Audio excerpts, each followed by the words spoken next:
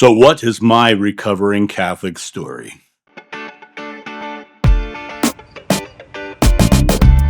Hi, guys, it's John sitting here in my living room enjoying a chilly, chilly morning outside. I woke up this morning, it was 45 degrees, so I had my coffee inside this morning. Right now, I'm drinking a giant mug of water. I hope you're enjoying your day wherever you are.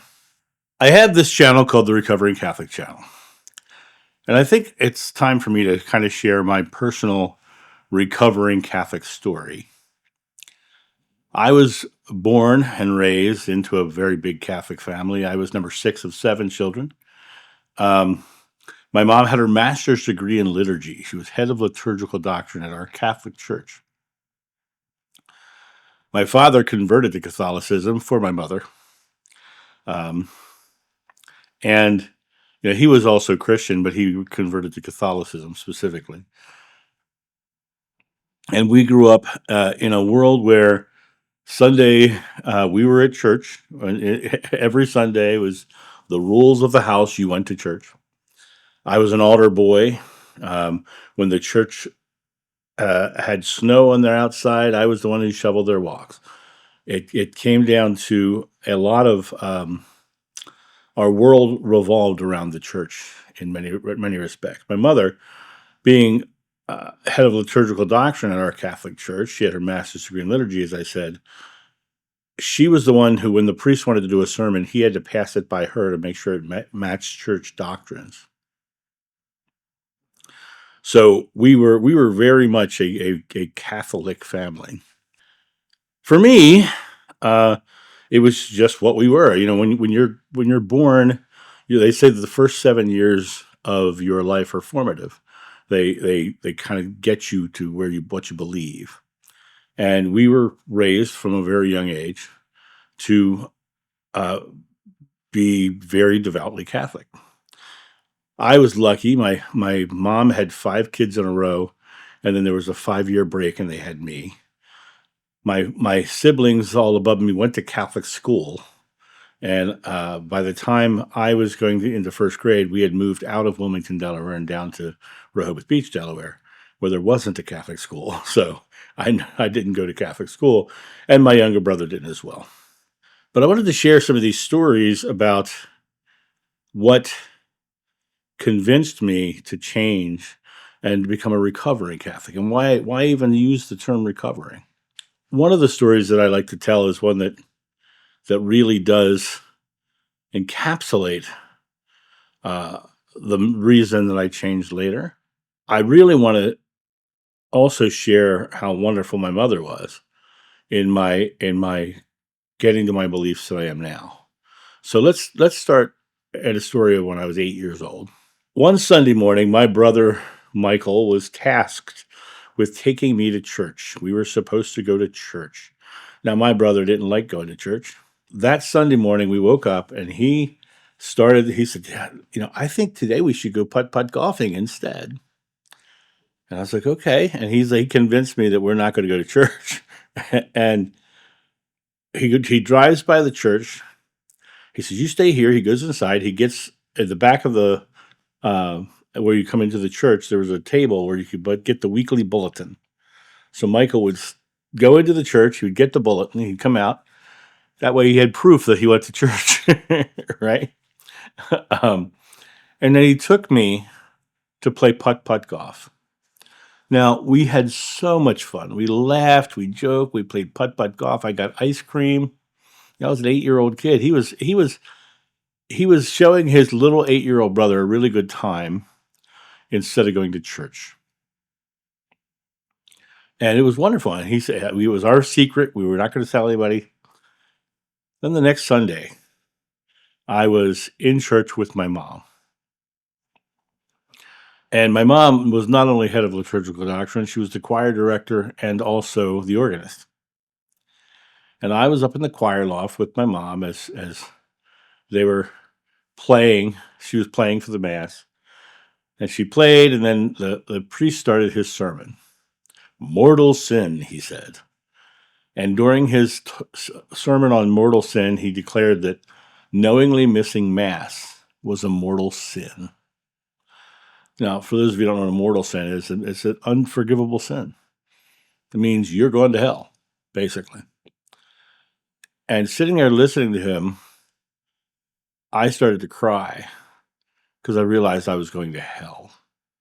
I was terrified. This putt-putt golf and this ice cream was such a horrible thing. This beautiful Sunday morning laughing with my brother was a horrible sin of the devil. And I was terrified. I ran to mom crying, I'm going to go to hell. I was very upset. My little life passed before my eyes. And I'm pretty sure that later that afternoon, my brother's life passed before his eyes. um, I was devastated. Devastated. I knew I was going to. I knew I was worthless. I knew I was a sinner. I knew I was a terrible person. I knew I was a wretch. I knew I was all those horrible things that those songs said about us Christians, us Catholics. And I really struggled with that. Several years later, and I was in probably my very early teens, maybe 13, I was an altar boy. I was being very seriously bullied by the other altar boys, believe it or not. They were just horrific, terrible kids. And they were very seriously bullying me. And I told my mom, I said, I don't want to be an altar boy anymore. And my mom got very angry with me. She said, well, you're the one who, you have to tell the father. You have to tell the father that you're not going to be an altar boy anymore. And I went and I served mass, and we finished the mass. I did everything I was supposed to do. We walked out of the back of the church, and I turned to the Father Baroli and I said, I don't want to be an altar boy anymore. And he says, the hell if I'm going to let you quit. And then I was like, stuck. These people were not going to let me out.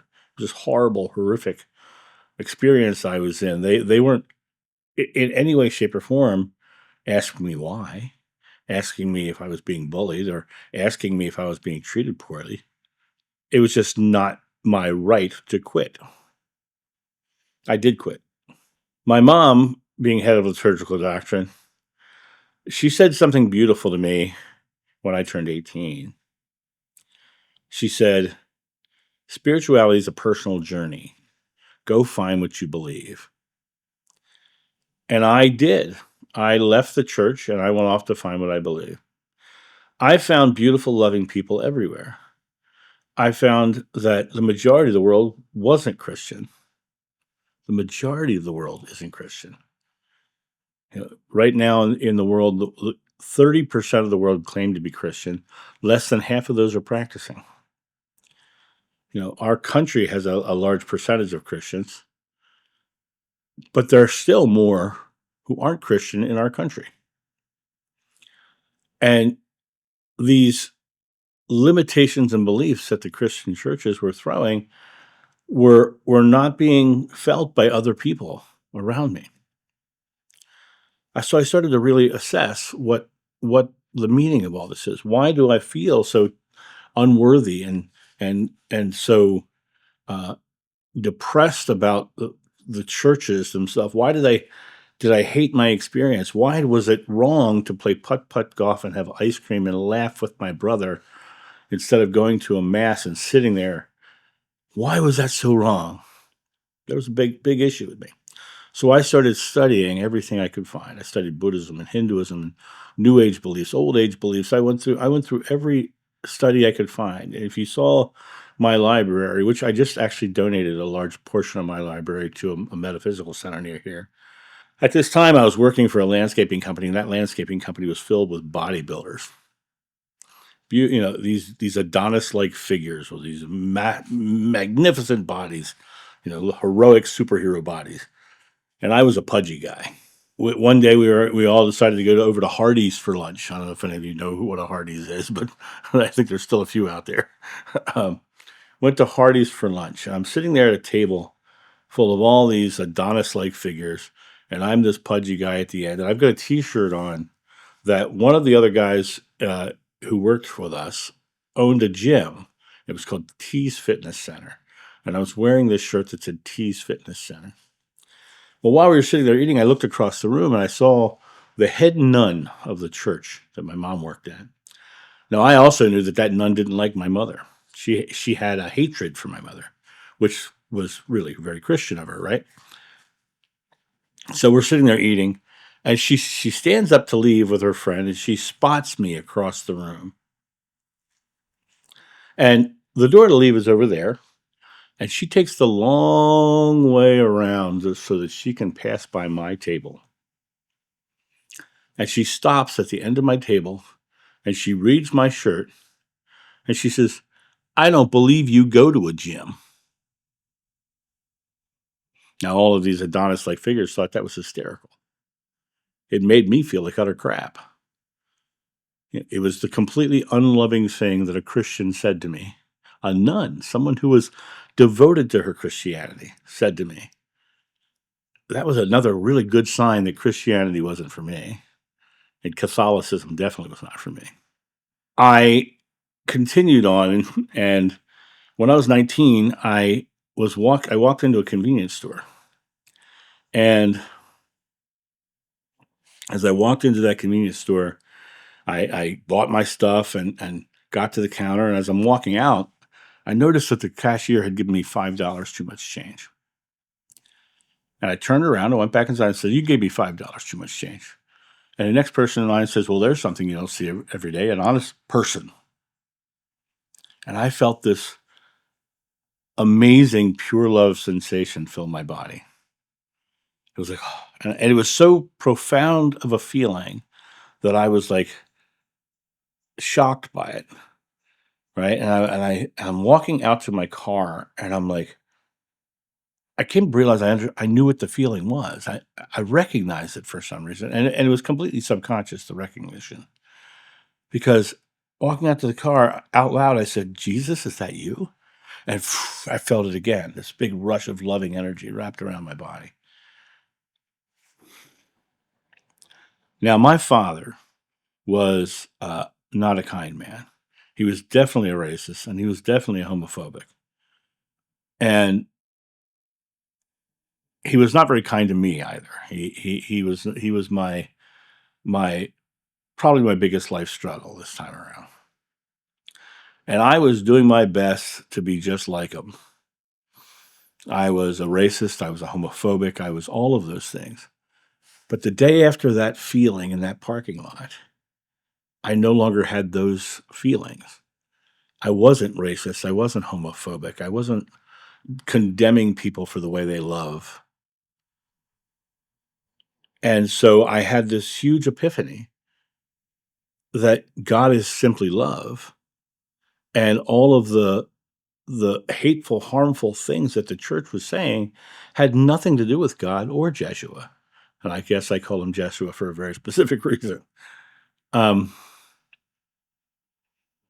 when you look at my life, I was going through life as a devout Catholic, doing all those things. But this was a moment where I suddenly realized that I myself didn't believe in the Catholic doctrines, but I believed in a loving God. I grew up in Rehoboth Beach, Delaware. Now, Rehoboth Beach, Delaware is known as the nation's gay summer capital. When growing up in Delaware, the Catholic Church had a giant mansion right next to the beach. Right next to the beach. It was a huge mansion worth millions and millions of dollars. If they sold that mansion today, that mansion would easily pull $6 or $8 billion. Easy in that town. And all of the priests of the diocese vacationed at this mansion. I cannot tell you how many times I saw priests coming out of gay bars with their boyfriends. I can't tell you how many times I've seen that because there's been so many. You know, the Catholic Church creates this series of sacraments that you have to adhere to. You have to take these sacraments to be a good Catholic.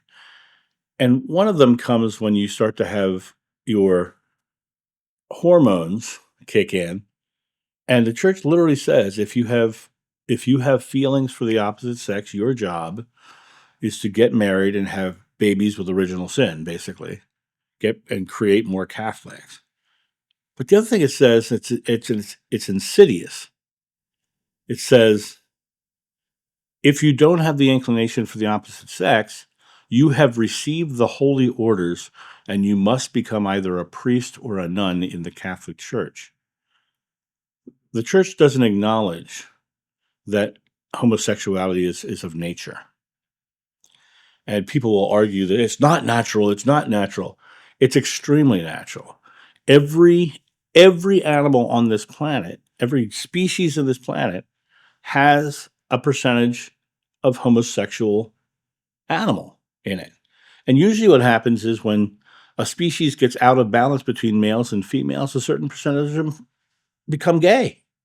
They become attracted to the opposite, so they rebalance. And it's a natural thing. I have known so many gay people and so many friends of mine, male and female relatives of mine, and it's so fascinating because they're so judged and so harmed. I grew up in, I said, Rehoboth Beach, Delaware. In the off season, Rehoboth Beach, Delaware is a small town with a small town community. And in the early 70s, we had a couple of gay bars. Well, every so often, the unforgiving, unloving, people of that town would go over to the gay bar and beat people up in their parking lot. It was a terrible thing. It was a horrible thing. I was overjoyed when I read the studies about Christian churches over the past 20 years have lost 54% of their congregations. I was overjoyed at that. I was even more excited when I read the Baptist study as to why people were leaving the church. The number one reason Baptists left the church was because of the church's stance on the LGBTQ community. That was the number one reason. The Catholics also did a study. Now, the Catholics don't think that homosexuality is natural. They think it's an abhorrent sin. And so when they did their study and they asked why people left, the people said, because of the church's stance on marriage and divorce. That was the number one reason. In both of the studies, they asked what they found once they did leave. The number one answer was freedom. They found freedom when they left. I have witnessed over the years, especially with my mom, who is a loving and caring person, was a loving and caring person. She went to work in Florida down there at the church. There was this wonderful Irish Catholic priest who she was very close with. Well, in her parish, there was a young priest who wanted to live in Florida. And they started accusing this other priest of doing illegal things. And they never could prove it, but the church itself decided he had, even though they never could prove it. So they kicked him out, and that priest became the parish priest. Now, it came very quickly to my mom's knowledge that this new parish priest was a gay man who was dating the bishop. And so the bishop made this thing happen so that his boyfriend could have the church. They ruined a man's life so that his boyfriend could have a church in Florida so that they could vacation in Florida. The bishop could come be in Florida with him. It became a real issue with me to see how within the church, what was actually happening was not at all what Jeshua taught. He taught love, compassion. No matter, I leave you one commandment: love one another. And yet, that nun called me fat. That those gay priests and bishop got a good Irish Catholic guy out of his church, right? Who was, by the way, that good Irish Catholic guy was very open to all. He would listen to all. He would talk to all. He talked about reincarnation. He said, "Don't discount it. It might be true." He was very much a good guy, and they manipulated him out of the church, and they besmirched his character so that they could have that church. The Catholic Church owns more real estate than you can possibly imagine. They are a wealthy institution. Let's talk a little bit about the history of the Catholic Church. During World War II, many of the bishops and the Pope at the time sided with Adolf Hitler. When the stories of pedophilia came out, the church buried it as opposed to solving it. And personally, I think all the pedophilia, the stuff that was happening with priests, was because those priests were denied their expression of how they love, and so they went a little crazy, and their hormones kicked in, and they did terrible, horrific things and damaged people's lives. Yes, those priests did that, but they did that because they were Catholic, because they didn't feel that they could be themselves openly and authentically. When you statistically look at the Catholic Church compared to all other religions in the world, the Catholic Church has 3 times the amount of death associated with it than all the other religions. It is the deadliest religion in the world. It wiped out entire continents of people who didn't believe in them. America itself was formed because the Catholics were killing the other Christians and anybody else who didn't believe as they do in Europe. So the Protestants came here to flee religious persecution. They were being persecuted by the Catholics. They came here. South America was devastated by the conquistadors coming. Why? Because the church sent them there to claim those lands for Christianity, for the Catholic Church. And we know it's true because just a few years ago, Pope Francis made a formal apology to South and Central America for what the church did to their countries. So we know even the church acknowledges that the church did that. The Spanish Inquisition was the Catholic Church killing people for heretical things. Well, what was the heresy? Not believing as the Catholic Church does. Why did I become a recovering Catholic? Why do I use the term recovering? All of those things I just told you come out of this indoctrination of a child into a belief that he's not worthy, he's a sinner, he's a wretch, he can't love as he wants to love, he can be judged by the church elders just for his appearance, who can be told that you're subjugated and you can't leave being an altar boy. You have to do as I tell you. You can't have a mind of your own. Everything about the Catholic Church is about subjugation and control. Now, I remember very specifically as an altar boy, this family came back to the sacristy to say hello to the father at the time. And before he said, "Hey, how are you? I haven't seen your envelope lately." "Hello, how are you? Where's the money?" That's the conversation that I overheard. Now I'm going to share with you another story of when I was an altar boy. And in this story, I want to show you how God does show up and how the church itself is the one key element that keeps people from actually experiencing God. One Sunday morning, I woke up late for church. Now, I was the altar boy for the 9 o'clock Mass. My mother was already at the church for the 7:45 Mass. I woke up late, panicked, hadn't eaten, just ran upstairs very quickly, wolfed down a bowl of Cheerios, ran out the back door, threw my bike over the back fence, and pedaled as fast and as hard as I could the 5 miles to church. I get to the church, I come in, I hide my bike behind the bushes, I run inside. The Father Cornelli looks over his glasses at me. "You're late." I run in. I was the only one who knew how to set the mass up. So I ran in and I did the wine and I got the wafers and I did all the stuff. And then the father brings them over and he blesses them, right? But I'm the one who's setting everything up. I'm putting the incense in the stuff. I'm getting all the things. We go around, we go to the back, we go outside, we go to the back of the church, and we parade in from the back of the church. I'm holding this big cross in front of me. We get up on the altar. My brother was the reader that morning. Why he didn't drive me, I have no idea. So he's up there, he's holding this I'm up there, I'm holding this cross. We're doing this whole thing.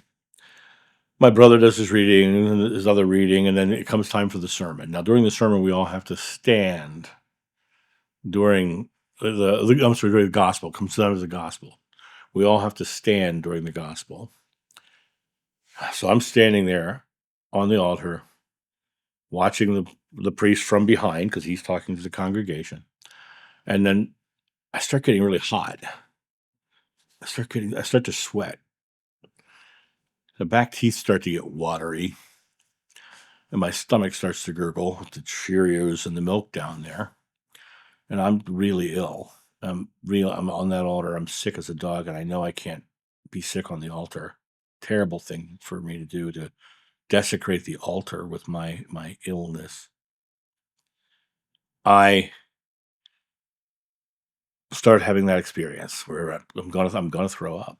I'm gonna throw up, and I'm like, and finally, I just couldn't hold back, and I'm like, I can't do this on the altar, so I literally caught it in my hands. I caught the upcoming attraction. um, Now here I am standing on the altar in front of all these people with a handful of Cheerios, and I have nowhere to go. So I just look back, and the church sacristy door was right there. So I backed through the door very carefully, making sure no Cheerios fell on the altar.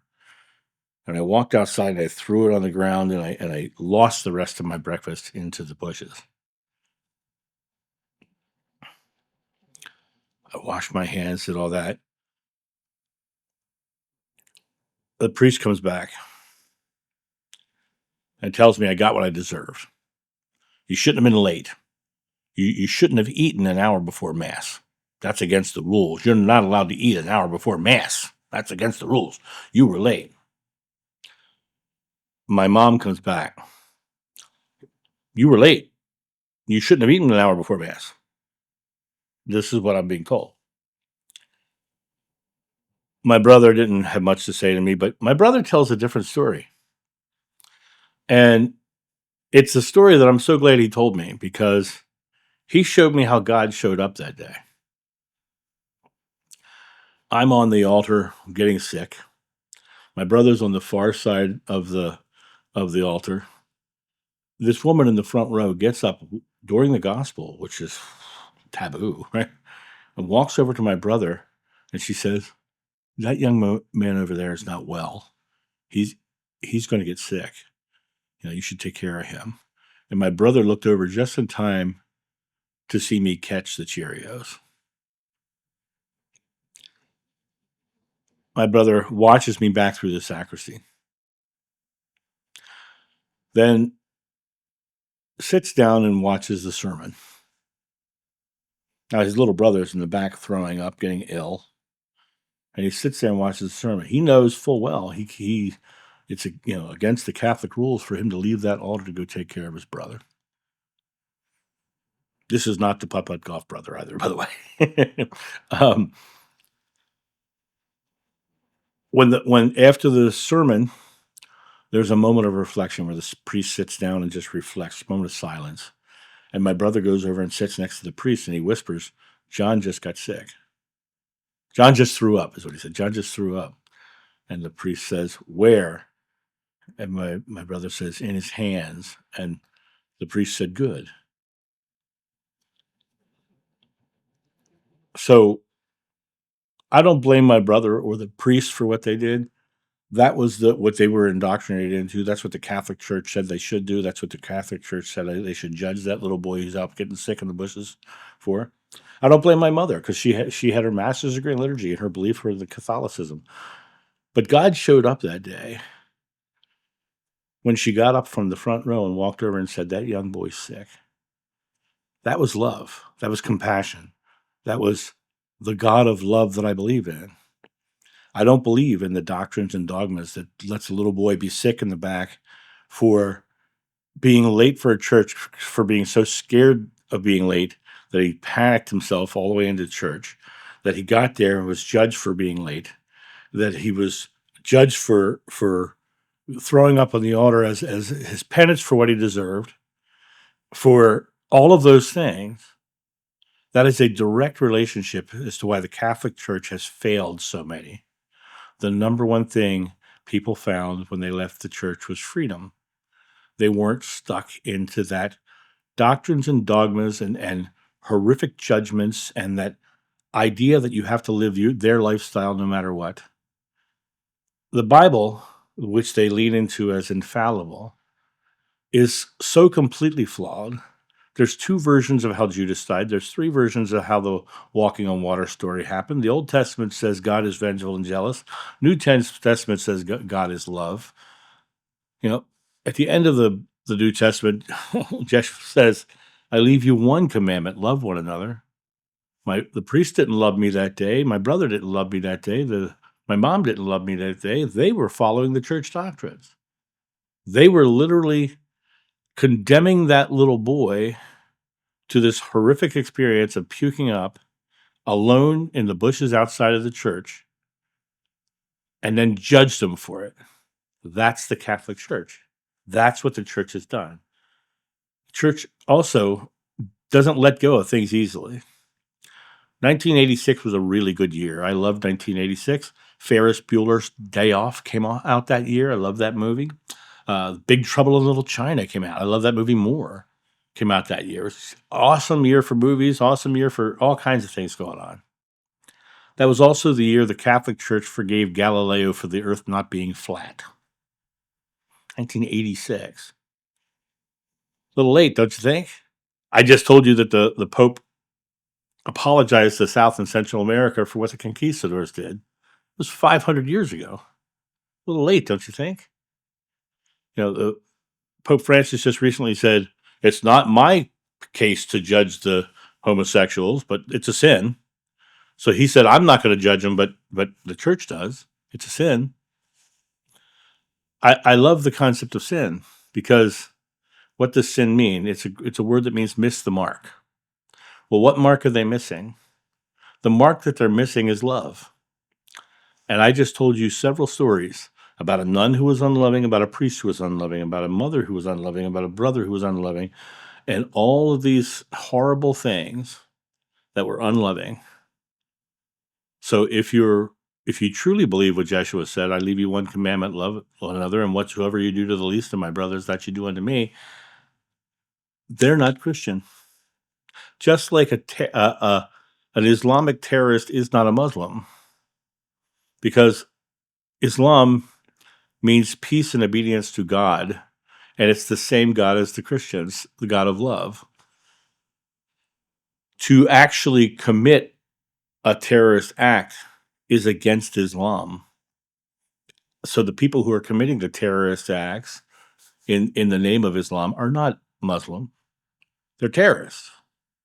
And there have been terrorists in the Christian church and terrorists in the Muslim church, and there have been terrorists in the Jewish churches. There have been terrorists in the Hindu churches. There have been terrorists in the Buddhist churches. There have been people who are zealots who choose to take a militant ideology around their religion. Right now in America, the hardcore Christians are trying to subjugate the rest of the country. The hardcore Christians have manipulated themselves into a position where they can dictate that everyone else has to live into their Christian ideology. And when you look at it from the perspective of, we're not a Christian country. If you really want to get into it, we're a Native American country. Well, what happened to them? Oh yeah, the Christians came and wiped them out. That's right. I forgot about that. So it literally, the Christian churches have decimated this earth and have been the deadliest religion in the world.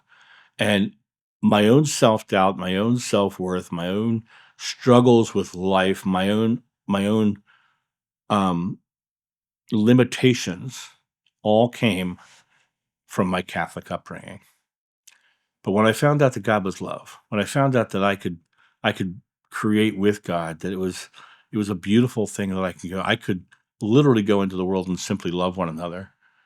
All the rest of those doctrines and dogmas and fallacies fall away, and I just love. But then I go back and I read all of the other texts, the Buddhism, Hinduism. You can find these universal truths in all of them. Love is found in all of them. Kindness is found in all of them. Your thoughts being creative is found in all of them. Buddha says, what you think you become, you create your world. And Krishna says, you're thought by thought, you forge your destiny. The Bible says, as a man thinketh, so is he. It really comes down to what you're believing. Whatever you ask in God's name is granted, and God's name is I am. I am is a thought. It's a present moment thought. What does amen mean? Amen mean? Amen means right here, right now, it's done. This present moment. It's a present moment thought. It's all about we are creating with God as one. The Father and I are one, and you must become one with me as I am with the Father. He's saying we're all one. And whatever you do the least of my brothers, that you're doing unto me, because we're all one. We're all connected in this oneness of God. That homosexual couple are in the oneness of God, so I can love them as they are. I have so many gay friends. I worked in theater, I had a lot of gay friends, right? I don't judge them. I accept them. And what's really interesting to me is the majority of them have better relationships with their partners than most of the straight people I know. Because they have these ideologies. They just believe in love. And they're also, probably because of the churches, they're holding on to each other as a safe place because they don't feel safe with the rest of the world. And so for me, I became a recovering Catholic when I decided God was love. And once I decided God was love, I decided that God being love was unlimited by doctrines, dogmas, or principles of a church. And I have since that moment, I have lived a more joyful and happy life. Since that moment, I have lived a life where I have literally made more wonderful friends than I can count. Since that time, I've had more abundance in my life, more joy in my life. Since that time, I've had miraculous things happen. I've watched people change their lives by what I've said. Now, there's another whole spiritual story in here that many of you may know from my other channel, John of New. I didn't share it here because I wanted this video to be specific about the Catholic Church. I had many, many, many big spiritual experiences that showed me that what I was doing was correct. And I wanted to make this video because this channel is called The Recovering Catholic. And I think that it's only fair that I share my story with you. And I'd like to ask you, in the comments section below this video, what was the moment that made you become a recovering Catholic? Share your stories because your story may help someone else see the truth that God is love and not fear, judgment, and damnation. And that's my thought on this. You guys have a great day, and I'll talk to you soon. See ya. Bye.